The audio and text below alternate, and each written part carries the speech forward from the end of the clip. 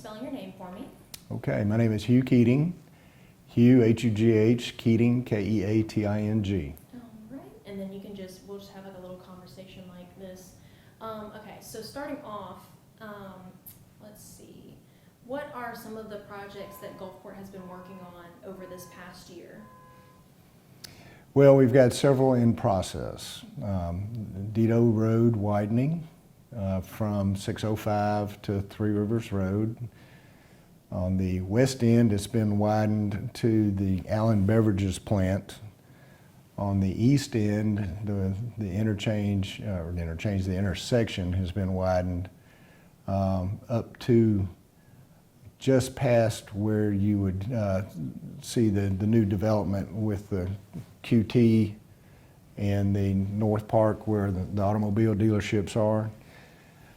We need to continue extending that widening to the west to connect with the Allen Beverages area. For that purpose, we need to acquire right-of-way on either side of the road. The right-of-way is projected to cost approximately $20 million. That's a big number.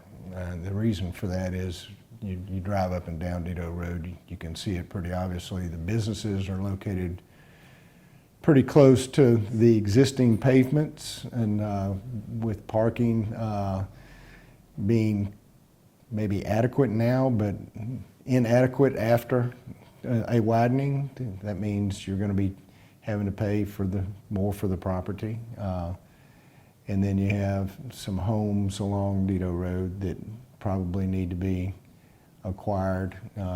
People will need to be relocated, and the thing about that is, generally speaking, they get relocated under the Real Property Relocation Assistance Act to a much nicer home. But it's still going through the process of being relocated and the things that go with that. But that cost is pretty significant. We need funding for that in order to be able to build the project. And the construction costs are totally separate. That's in addition to the right-of-way acquisition. So that's something that we're focused on. We'll have to do that in small bites over a period of years. We have a very significant need to complete the Commerce Parkway and the extension of Daniel Boulevard coming down. I don't know if you know where Daniel Boulevard is, but you know where Mugshots is and Buffalo Wild Wings? Well, that's Daniel Boulevard. The plan is to continue extending that drive kind of parallel to the interstate going west toward Canal Road, and then coming off Canal Road back to the east with a project called the Commerce Parkway project, connect the two and have access to the Sportsplex with a connector flying over the interstate that'll be coming off of Airport Road and going north, flying over the interstate and tying into that roadway, coming off of Daniel Boulevard and going to Canal Road, connecting to Commerce. That will open up hundreds of acres for commercial development, which will be very, very significant for the city and the businesses. It will also be a boon to public safety because it'll help get traffic off of Highway 49 at peak hours. It helps kind of share that traffic load so that it'll lighten the burden. And what we have now is going and coming at peak hours is gridlock, you know. And that's a public safety problem for a lot of things and a lot of reasons, but if we have an emergency call and Pafford or AMR has to respond and they need to get from one side of the interstate to the other, it's a problem. We need to do what we can, because that's a life issue. You know, saving lives is time. It's a time issue. So that's a project that we are focused on, and the legislature in the past has been supportive of Commerce Parkway, and the congressional delegation has been supportive of the, we call it the Build Grant, which is coming off of Airport Road going west, and then hanging a right going north and flying over the interstate. That's part of the Build Grant. Those are huge projects that are on the horizon. We can always focus on things that deal with the widening of some of our interior streets, like Three Rivers Road, from Crossroads to Dido Road. The city of Gulfport inherited those roadways in the annexation in 1994. They were county roads. Back then there wasn't nearly as much traffic on them. Today there's a lot of traffic on Three Rivers Road, as you know. That needs to be widened. O'Neill Road, east and west, needs to be widened. So we're focused on those, and those are on the future horizon. We're in the middle of a 2045 comprehensive rethinking our comprehensive plan for land use and transportation, and all of these things are being discussed in that process. We've got sidewalks that need to be put in place in several of our school areas, which we'll be asking for some support both at the federal and state level in time. And there's some funds out there. We just need to get our applications in. If I could go on, that's some of our infrastructure needs. Okay, you asked about projects. Those are infrastructure projects. Yeah, absolutely. I say a lot of, especially here in Harrison and around Hancock County, one of the biggest ones has been, widening the roads. Right. Especially with like population growth, which was, I was actually going to ask, during your term, has Gulfport seen a lot of population growth within the last year or so, or has that been a little steady? Well, you have to realize I'm 150 days on the job, so I haven't had a very long term thus far, but I've been around the city for a long time, and as outside general counsel, I was involved as lead attorney in the annexation case in 1994 that actually got affirmed in 1994. So I have seen a lot of growth, and I am seeing again a lot of growth. And it's all on the periphery outside of our corporate limits. Right behind you is a ward map. You can look where our northern boundaries are, and if you look at our northern boundaries on the east and west side of the interstate, you can see, we need to take a look in due course. I'm not suggesting or advocating that we do it next year, but there's going to come a time when the city of Gulfport is going to need to take a look at expanding its boundaries to capture that growth.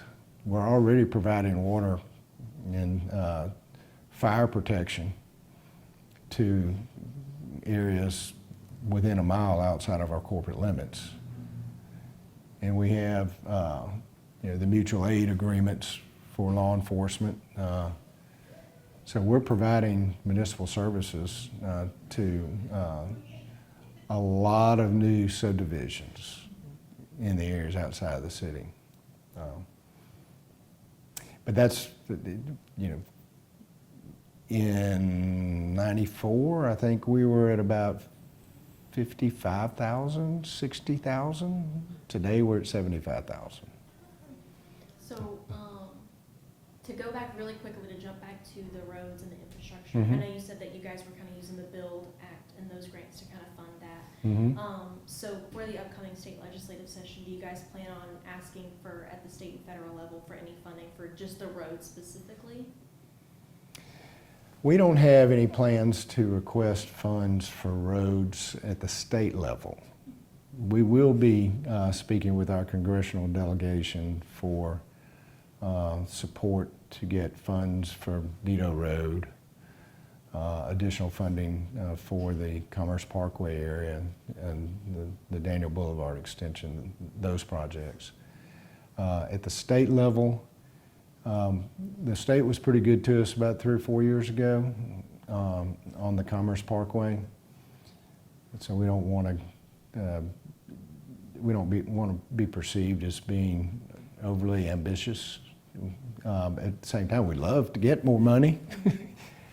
And if there's money available, yeah, we'll ask for it, but that's not going to be a high top priority at the state level. At the state level. You know, we do have other things that we need to talk to the legislature about. Okay. Well, really quickly, and then I'll jump on to the next topic. I know a big help for some of the other cities and counties around has been the internet sales tax or the use tax, especially when it comes to funding, you know, the roads and the infrastructure and things like that. Have you seen that be a help to Gulfport at all, or has it been just kind of a stagnant thing for you? No, it's a help. I don't know how it's been discussed in your circles, but let me give you the point of view from Gulfport. In 2018, the legislature passed what is known as the MIMA program, the Municipal Infrastructure Modernization Act.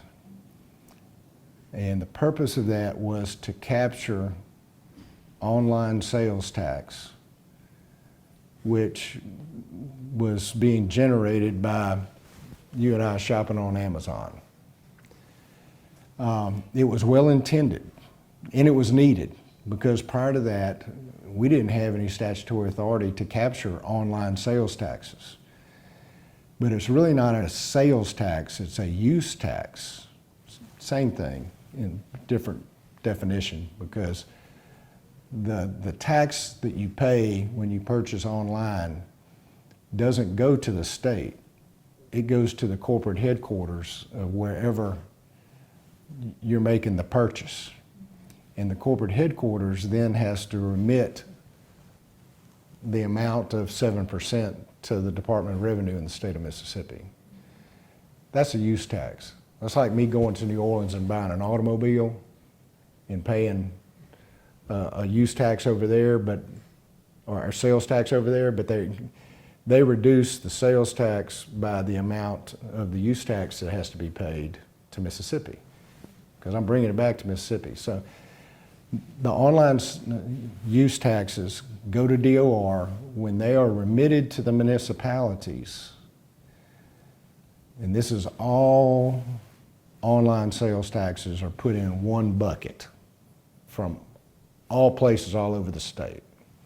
And all municipalities, wherever the zip code is that online purchase is being made from, it goes into the same bucket as Biloxi's zip code or Hattiesburg's or Jackson's or whatever.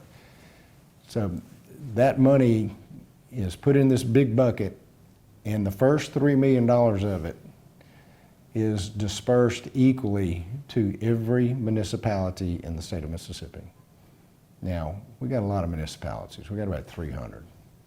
So that's not a big number coming back. Gulfport gets the same number as Long Beach, as Wiggins, as Loosedale, as every other municipality. It doesn't matter how big you are. That's out of that first $3 million. The next layer is 15% of what's left over in that bucket is then dispersed to all municipalities. Half of it, now this is 15% of, say, what's in the bucket. Maybe there's $100 million left in the bucket. I don't know what's in there. but $100 million left in the bucket. 15% of that is dispersed to all municipalities. So what's that, $15 million?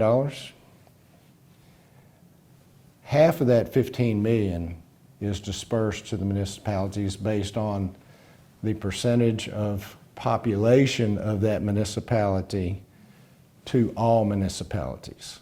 So Gulfport 75,000 population, all other municipalities say are 1 million.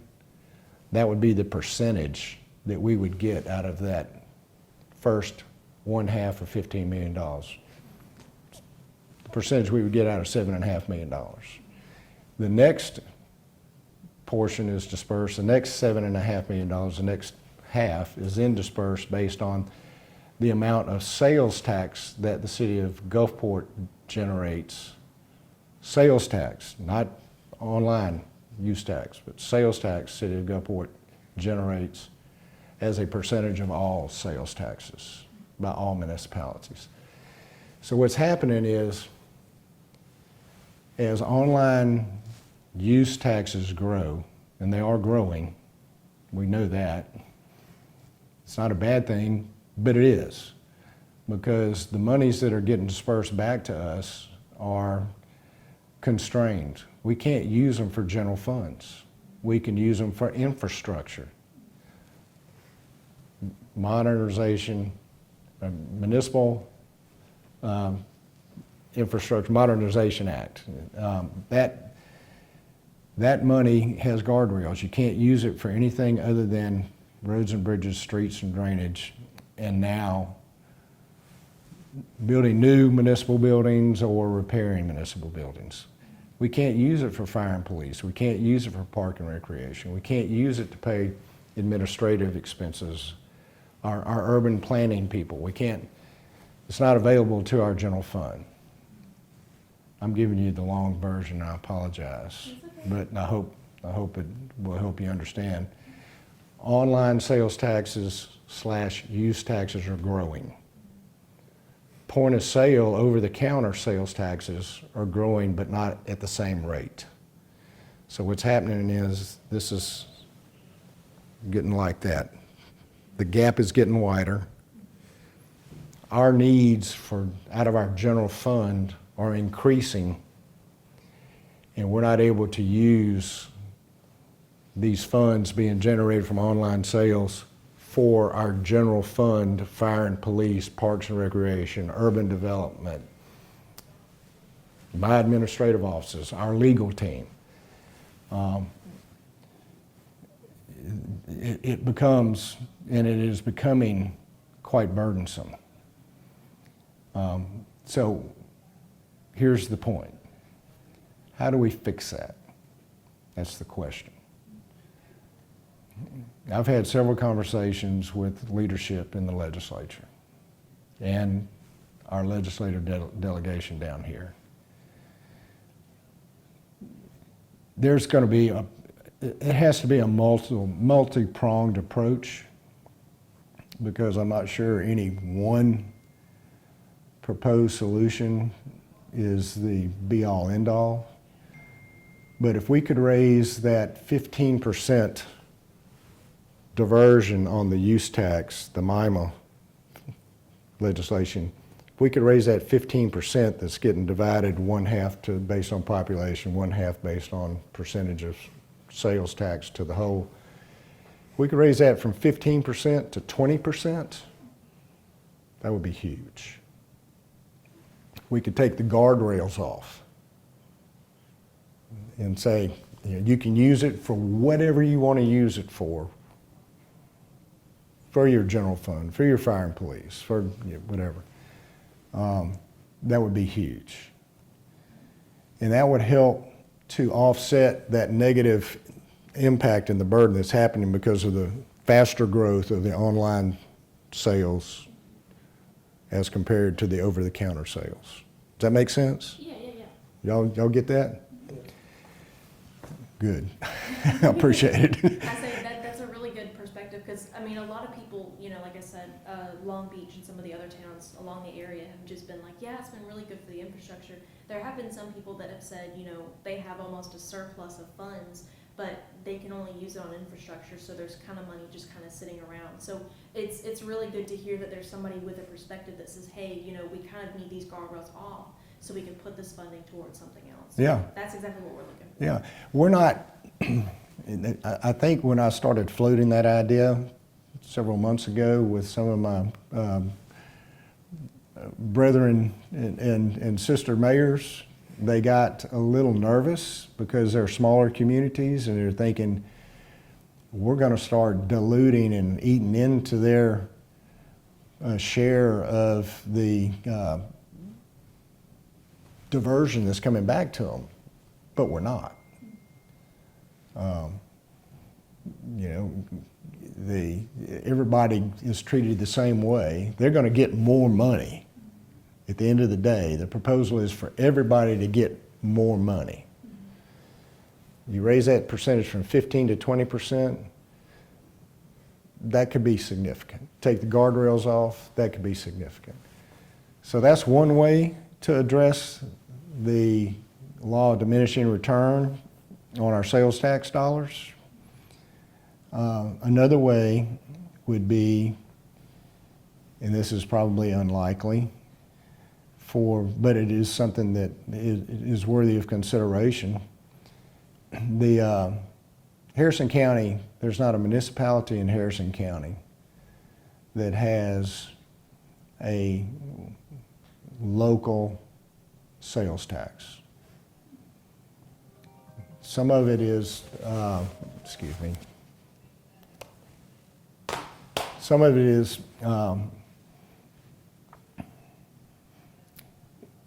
we've got local options that were established for sales tax options in other communities. Like there's 82 of them in the state that have local sales taxes.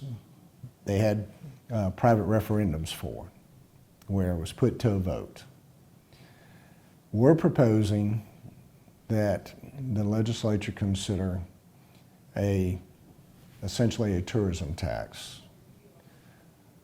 that would be applied to food, beverage, lodging, maybe some retail, not groceries, not pharmaceuticals, not vehicles, but it would be a general statute, meaning it would become law and applicable without the need for a local referendum. Maybe a 1 or 2% local sales tax, local tourism sales tax for communities, municipalities, communities that meet certain eligibility criteria. What is that criteria? I don't know. If you're a tourism-based municipality, if you have a Convention and Visitors Bureau, if you have a direct marketing organization, if you have a Main Street, if you have a certain minimum level of population, if you're a county seat, I don't know. I mean, we can be very creative. Give it to all of them, all the municipalities. They can all use it. It would just be an overlay on about 82 of them because they've already got it, you know. But Harrison County, nobody has it.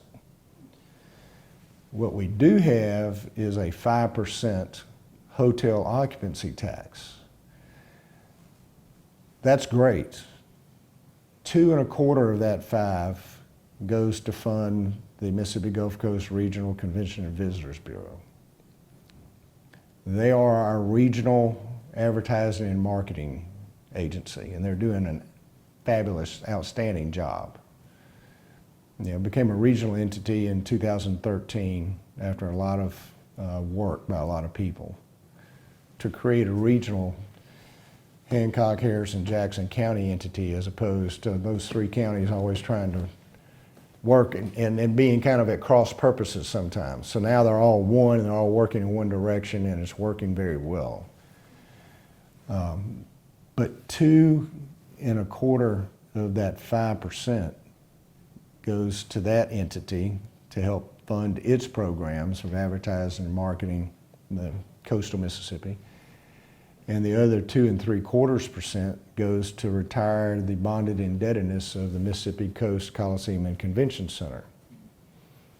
None of it goes to any municipality. Mobile has a 5% sales tax that goes directly to Mobile. Gulf Shores, 3% directly to Gulf Shores. Orange Beach, Myrtle Beach. Our competitors within a stone's throw have so much more, such a greater amount of financial resources to spend on promoting their communities, to bring people here, to spend dollars here, to increase the resources that we need to pay for our fire and police, our general fund stuff, and parks and rec, streets, drainage, that kind of stuff.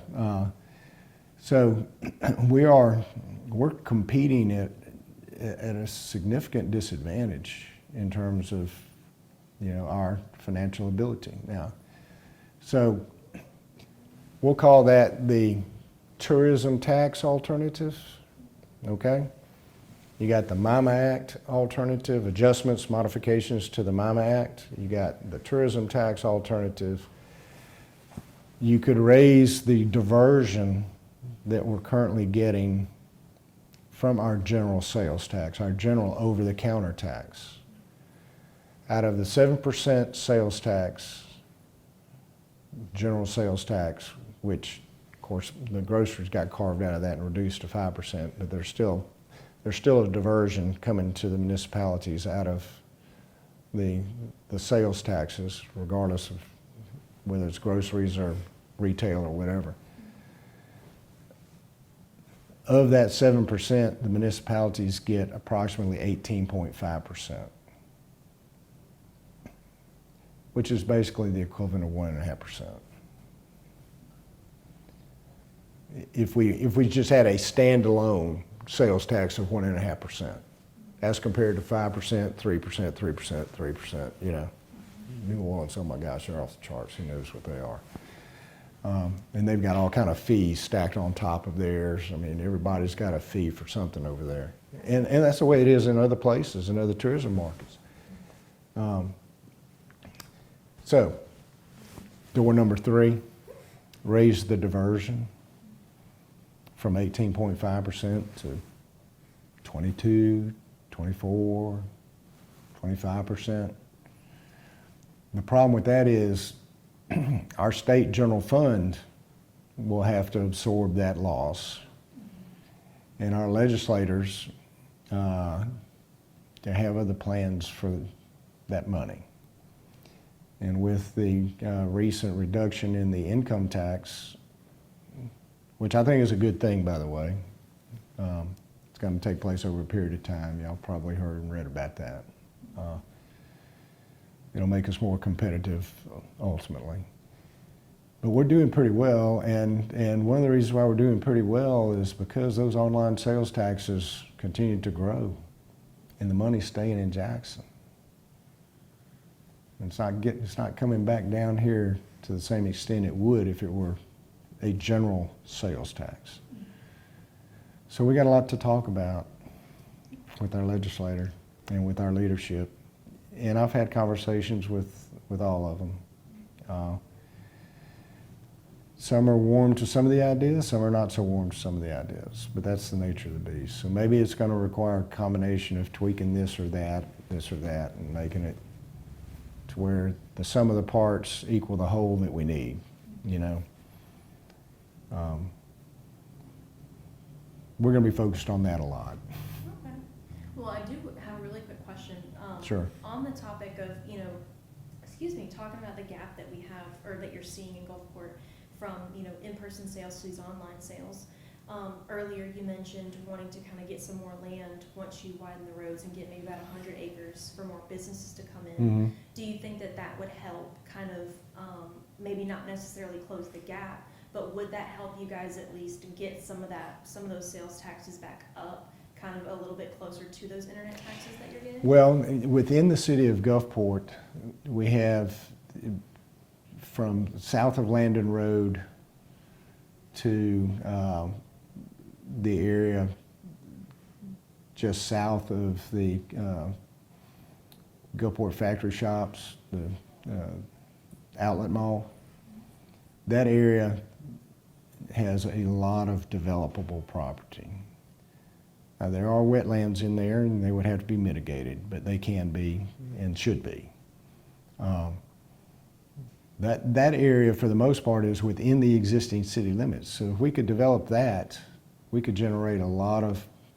potentially generate a lot of additional new sales taxes and ad valorem taxes. So that would be great.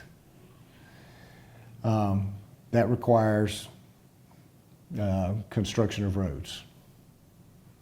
We got some folks who aren't too keen on that idea. We're working through those issues. We need it. We need it. And we need to be mindful of the concerns of the folks who are not too keen on the idea. So it's going to take some work on both sides. Now, with regard to the properties on the outside of the city that maybe one day would like to be or should be citizens of Gulfport, that's too far down the road to think about. Well, to kind of go from the more of the infrastructure and the business side, going maybe into the community and the recreational side, Mm-hmm. a lot of the nearby cities and also cities a little further in the other counties, a lot of them have been focused on parks and recreation and things like that over the year. Are there any kind of projects that you guys have been looking into, maybe over this past year or maybe in the future, that you guys want to work on or you'd like to see, kind of come to fruition at all? Yeah, the Sportsplex, the Gulfport Sportsplex is 25 years old now, at least the original part of it. We've got those new youth-sized fields that are turf that are great, but maintenance needs to be done on the soccer fields, on our baseball fields. We probably need, the original baseball and softball fields need to be turfed. And some of the turf on the new fields, which are now over 10 years old, are showing signs of wear and tear. To keep that complex competitive and something that we can and should be proud of, we're going to need to spend some money on that. Other projects, we've got a soccer, I won't call it a complex so much, but a smaller complex proposed over there north of Centennial Plaza, north of the railroad tracks, where we have existing soccer fields which are used primarily for practice.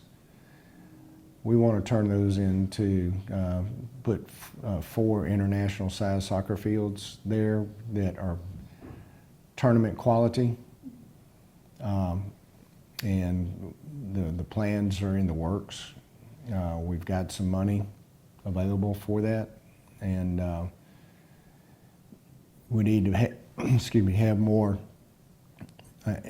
soccer fields in closer access to the central part of Gulfport, and closer to the high school too. It would be not only a boon to our youth soccer programs, but it would also be a strong attraction to enhance our sports economy, tourism economy.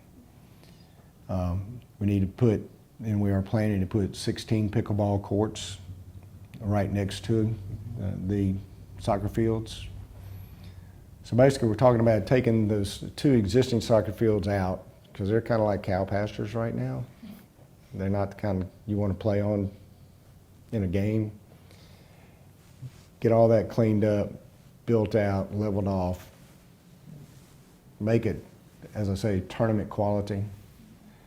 And it'll be right next to the pickleball field, or courts will be right next to the soccer field. So that's a project we're working, and we would have a big walking track around that. Then you've heard, I would expect, of Gulfport School District's plans to move Milner Stadium to its campus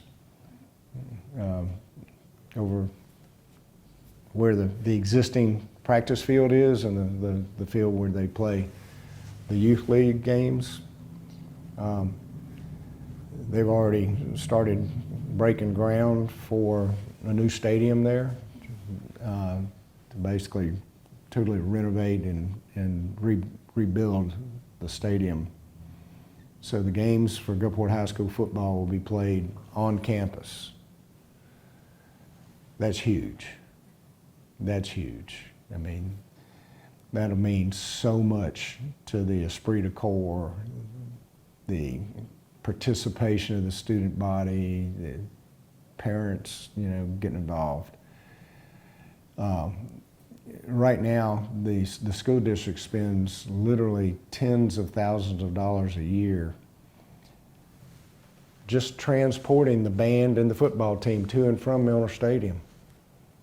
And the man hours it takes and the equipment it takes, not to mention the upkeep of an older stadium, even though it's really nice. It's time that the players and the students had a on-campus stadium like everybody else.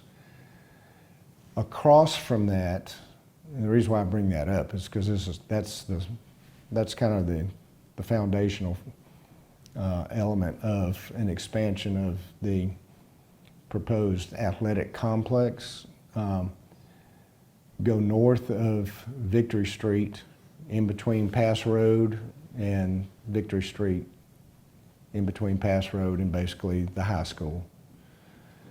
And east of the Smoothie King and Deluxe Cleaners and Pizza Hut, those businesses on the east side of Courthouse Road. The Dollar Tree, the old Champion Chrysler, which are vacant, they're attractive nuisances. The school district has long-range plans to acquire the Dollar Tree and Champion Chrysler, put a natatorium on the Champion Chrysler property, which we desperately need in Gulfport. We're the second largest city in the state, and we don't have a natatorium. All the high schools that don't have really adequate facilities for their swim team to practice, there's a movement, a consortium of coming together where all the high schools that don't have, Biloxi has its own natatorium, but it needs to be renovated and repaired. Long Beach Pass, Harrison County, Gulfport are all willing to work together to pay the cost of operations and maintenance of a natatorium. To build it, it will cost $15, $20 million. To maintain it and operate it a year, $3 to $4 million. They all need places for their swim team. We need a public facility for our people in addition to our swim team. So we could leverage their participation to make something available to everybody at a cost that would be shared on an appropriate, proportionate basis. Their use would be a proportionate use. Our use schools would be proportionate. Our public access would be proportionate. So Gulfport would share in cost. So it would be a really significant opportunity for us to grow sports that we should be offering already and don't, and offering recreational opportunities to the public that we should be doing that we don't.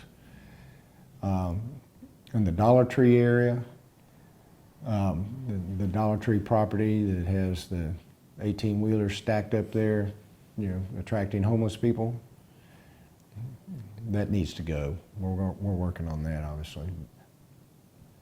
The Dollar Tree could be converted to, and would be a great place for a bowling alley, for a cheerleader training facility, for a weightlifting team training facility, and other types of sports that might be inside.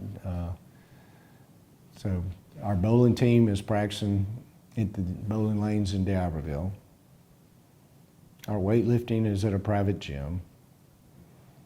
Our cheer squads, you know, I think they have to share space with the weightlifting or with the facilities at on campus right now. They need their own. So those are some things that we're thinking about in the Parks and Rec area. I want to improve Orange Grove Community Center's park behind it. I don't know if you've ever paid attention to that or seen what the area back there is. Next time you're at Orange Grove Community Center, stick your head out the back door and look across that field. They've got a lot of space for inclusion of more climbing, exercise, you know, facilities for kids and adults. Put some pavilions out there to, you know, have picnics and birthday parties, and you know, walking track. Right now they've got a small area. There's several acres that are wooded that we could clear out and expand, and that's something I want to do. You know, I've talked with Councilwoman Corbett about that, and she's excited about it. So we got to take one step at a time. We've got some other areas where we need to improve some parks over in the Silver Ridge area and on the off Tea Garden Road, in the Sawyer City area, and I know that there's a desire to improve some parks over on the west side. So a lot of things going on. Plenty to go over. Yeah. Okay. Let's see. There's so much good stuff in there. Okay, so then I guess the next thing that I'll ask you, if you're to go into the state legislative session come January, what are going to be, or what would be your top 3 priorities out of everything that we've talked about? What would be the top 3 that you would mention to the legislation? You know, whether that be in hopes of resources or maybe some funding, or even just for awareness. What would you say your top 3 would be that you would prioritize? Top 3? Mm-hmm. Number 1 is to ask sincerely for some assistance in this problem that's created by the online sales tax growth and the impact that's having on our general fund.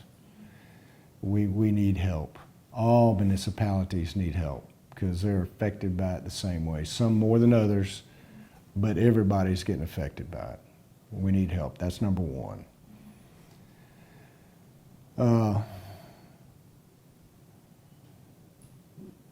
Yeah, we've got some minor tweaking on some legislation here and there that we probably need to address with them. Stuff that's probably not very exciting to even think about. It's just, you know, housekeeping kind of stuff. But in terms of funds, you know, we made some applications for some GCRF funds. They weren't approved. They weren't recommended. But it appears now that there's a movement to take a more holistic view of how those funds should be deployed, because we only have a limited amount left, and rather than making a request for a project here or a project there or project over there, to put them into a program that would allow for a major regional impact. I know there's discussion about creating a fund that would be like a revolving loan fund that would be funded by those GCRF funds, whereby the municipalities or the counties could apply for maybe a low interest loan or a no interest loan to be used, the funds for which would be used to match other funds that might come in from federal sources. And that's a good idea. That's a good idea.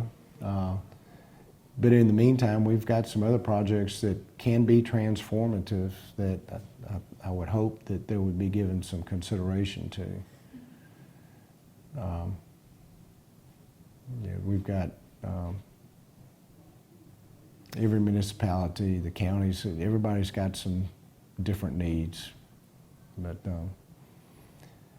I think that the number one thing that I would like and would ask our delegation to focus on is helping us with getting the attention of their colleagues that this problem with the sales tax versus the online use tax is becoming problematic. It's got to be fixed. That's a big ask, but it's a necessary ask. Okay. Well, then I guess to go back to the community a little bit, you know, whether it be the community coming to you or going to the representatives and kind of asking about this kind of stuff, is there any way at all that the community can help, you know, not necessarily sway or bring about change, but is there a way that you think that they could kind of help you get this issue to the legislation, or just as, to kind of show that it is an issue and that it needs to be talked about or be resolved in a sense? Yeah, there is, and that's a good question.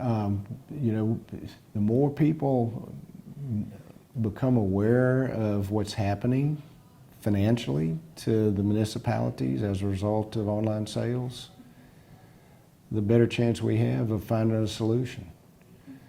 And every time I get an opportunity to speak in front of a crowd, I'm singing this song. And people are starting to listen. Legislators are starting to listen because they live in these municipalities. You know, it's a public safety issue. You can't pay your fire and police amounts you need. Guess what? They're going to go somewhere else where they do get paid. And then you find yourself not having enough people on the ground to do the job that needs to be done to protect the citizens. So it's a real issue. So I'm talking about it every chance I get. I appreciate you asking and appreciate you giving me the opportunity to talk about it. Absolutely. I say, aside from, excuse me again, oh my gosh, that one specific issue, is there anything that the community of Gulfport, you know, has been asking particularly, you know, whether it be the school areas or the sidewalks? Has there been anything particular that the community's been asking that maybe you've seen a trend or a pattern in?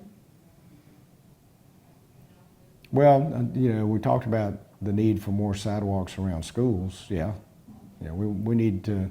We've got a master sidewalk plan that we're updating. It was created in 2013. It needs updating. Around the high school, with respect to that project for the expansion of the athletic complex, there are sidewalks being taken into consideration. They'll be incorporated into that. To the extent that those sidewalks don't reach out as far as they need to, the city of Gulfport will find a way to help cover those areas. But there are other school areas that need new or better sidewalks to access them for the kids' public safety. The only funds you can get, the only federal funds you can get for the sidewalks it's called TA, transportation assistance. They have to be sidewalks that connect to the highway system, or state or federal highway system, like 605 or 49 or 90. So these funds that we need for the interior sidewalks, like around the schools, we're going to have to find money for that through, maybe the MIMA money, because it can be used for infrastructure. But again, we got to have more of that MIMA money. So. Let's see, I'm trying to think, do y'all have any questions? Anything that you thought of? You mentioned that whenever you speak publicly, you bring up the sales tax idea so that people who live in these communities, they're also aware. How do you encourage them to, what do you encourage them to do with that information? Do you encourage, how would you do that? I encourage them to first understand it and what they're doing. I'm not discouraging them to buy online, although I would like to. Buy local. You heard the term buy local? I guess I have said that once or twice. But the first part of it is to understand the nature of the problem, so that when we talk about it with our legislators, they can talk to our legislators comfortably and knowledgeably about it. And when we talk about what our alternatives are, adjustment to the MIMA, statutory sales tax, tourism tax, you know what I was talking about, or adjustment of the diversion, they can talk about it intelligently. Because it's affecting all of us the same way. We're a tourism-based economy here, in large part. We got a lot of visitors coming to Gulfport. We're the front door of the state of Mississippi. I mean, literally. We need to present the best image we can. We need to present a face that impresses people on their first impression. Jones Park does a great job of that. Highway 90 does a great job of that. You get up Highway 49 going north, you cross the railroad tracks, things start to kind of diminish a little bit. And our beautification program needs to be emphasized. Our public awareness of the need for each individual to be personally accountable for the maintenance of their own property needs to be emphasized more and more. Our code enforcement needs to be enforced more aggressively. And we've started doing that. The prior administration started doing that. A couple of years, 3 years ago, probably had about 6 properties that should have been condemned and razed. In other words, bulldozed. In the last 2 or 3 years, we've had averaging about 60 a year. I mean, it could be everything from a shed on the side of a house to a dilapidated roof falling in commercial property. You go up and down Highway 49, you see some places now that just have slabs. That's because they had to come down because the owners weren't giving them any attention. In order to present the best image, we've got to be more aggressive about how we look and how we maintain our properties. We have to be personally accountable for our properties. What does that do? Not only does it improve appearance, it improves the perception of whether the community cares about itself. It improves the perception that, this is a place I want to live and work. as opposed to this place is run down, or we can have a drug deal in here. You know, we have neighborhoods that want to be improved, want to get rid of drug problems or just vagrancy or homelessness. And that's a whole nother problem, you know, not going to get into, but it starts with your own yard, your own house. Take care of your own, and everybody does that. In a little while, it'll start making a difference. I told people at one of the presentations we had during the campaign, why can't we get a grocery store in West Gulfport? We used to have a grocery store in West Gulfport, and I said, well, businesses aren't going to come to an area where they don't feel like they can make a profit. They're not going to stay in an area if they're not making a profit. They're not going to come to an area or stay in an area if their employees don't feel safe or if their patrons don't feel safe. And one thing you could do to help is to take care of your own property. And by doing that, everybody's property values come up instead of being suppressed or diminished. And then that business will want to come or want to stay. And we'll work on that. We're going to work on that. So the International Property Maintenance Code is something that we're going to be focusing on a more strict enforcement. Does that help? Do you have any other questions? Okay. Well, is there anything that we may not have asked you that you think is worth mentioning? Maybe something that we kind of overlooked, or maybe something that we wouldn't have thought of?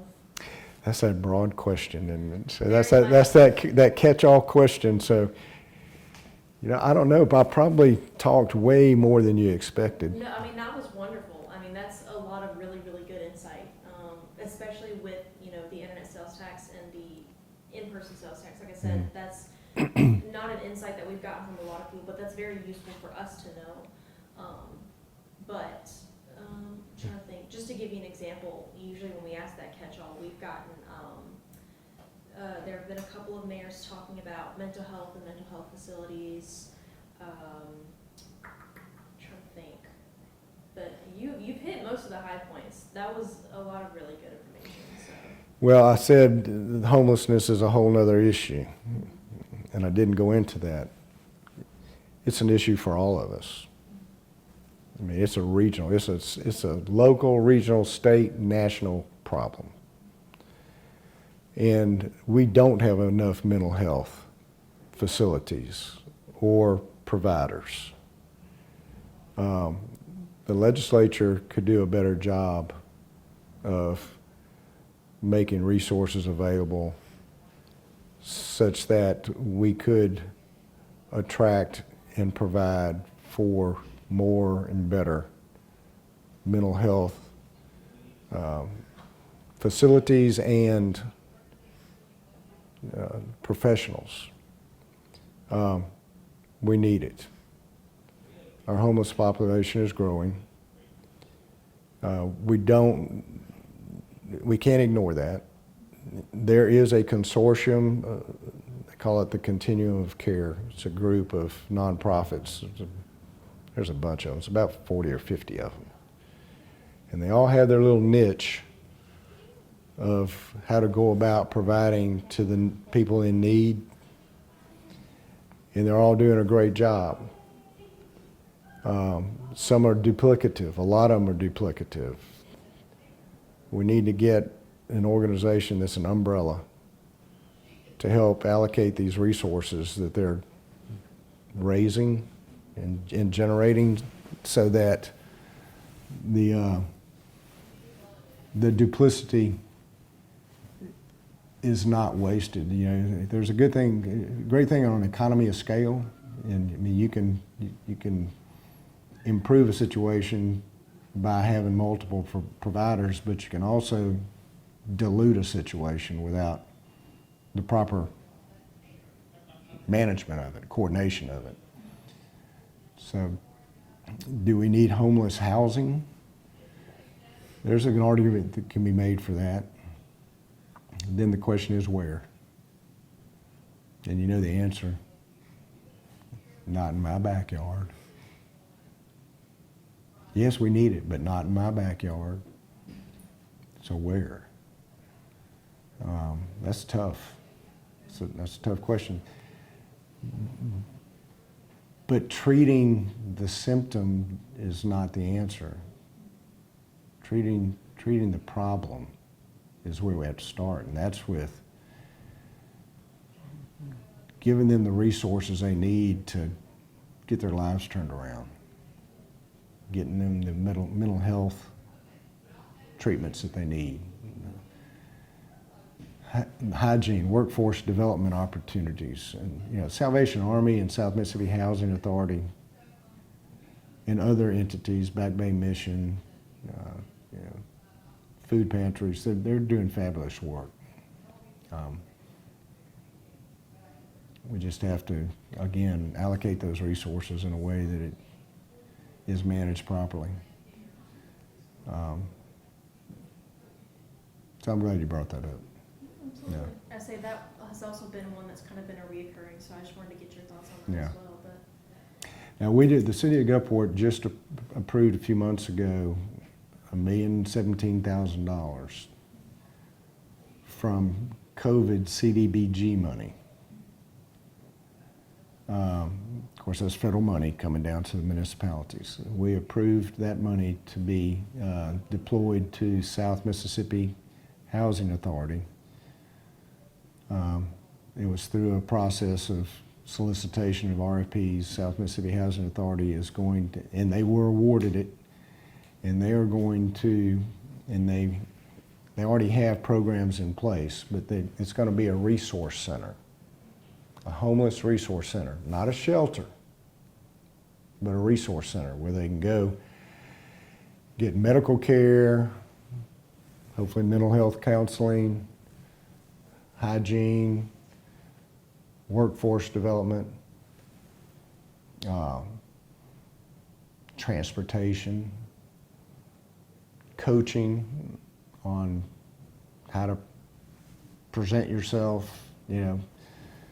It's and it's all going to be out there at that area, their facility on Three Rivers Road, right close to where Crossroads ties in to Three Rivers Road by the interstate overpass, just on the north side of that. So we're real excited about that, because that first, South Mississippi Housing Authority knows what they're doing, and they have the resources and the manpower to actually make those programs effective. well, we'll definitely probably come back and ask you about that in the future, because that would be a really, really big thing. Yeah. So, Yeah. And do y'all have a time frame on when you think that'll be finished, or is that still kind of in the works? Oh, it's work in progress. I mean, they're I don't know that they're having to build anything. They've already got the facility. It's just putting the programs in place or funding the programs.